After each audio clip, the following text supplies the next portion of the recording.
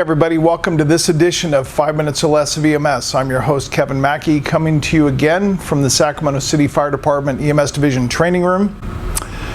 Every month, the City Fire Department in Sacramento goes through a training drill called Medic Minute, where we bring in all the transport units and we talk about a subject. It's usually a pertinent subject that's going on that we've picked up through local protocol changes or tags that we reviewed. Last month, June of 2021, our topic was Glucagon. I thought I'd shoot a video on it today and so I could share with everybody kind of what we talked about, because I think it's important for everybody to know. It's a good refresher. So remember, in our body we have basically a balance. There's a yin and a yang. When it comes to glucose, there's no difference. There's a balance. Imagine a teeter-totter here. We really have two hormones in our body that are produced that kind of manage the glucose. To drive glucose up in our body, we have glucagon. And of course, to drive glucose down in our body, we have insulin. Both of those come from the pancreas. They come from different cells in the pancreas. Glucagon, of course, is from the alpha cells. Insulin is from the beta cells. But both of them act as a counterbalance to each other to kind of regulate the blood's glucose. So when you encounter a hypoglycemic patient, what do? Well, most will grab an IV and they'll drip in D10 because that's what we carry here in the county.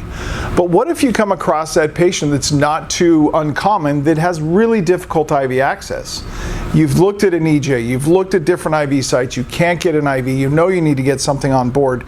Well, you're really left with two options at that point. You can do an IO, and the IO is a good resource to dripping in D10. It's completely acceptable, it's completely fine, right? I think there's a lot of nervousness out there about starting an IO on someone who has a pulse. But there's also glucagon. So glucagon, once it's given to someone, it's an exogenous glucagon, meaning it came from outside the body. So it's going to take a while to really kick in and start effect. Glucagon has to go to the liver to break down glycogen stores in a process called glycogenolysis, to release that glycogen from storage and so that our blood's glucose can go up. But that process takes a while. It's not going to happen immediately. So if you're not going to do an IO, or you can't get an IO and you can't get an IV, glucagon is going to be your resource. But I want to give you a couple of take-home points.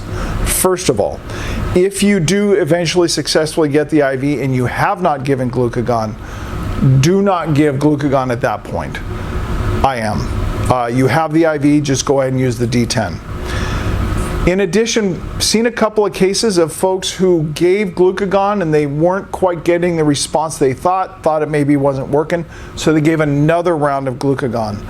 Only one dose of glucagon, and if you already have an IV or IO, no glucagon at all. We're just going to go the D10 round, okay?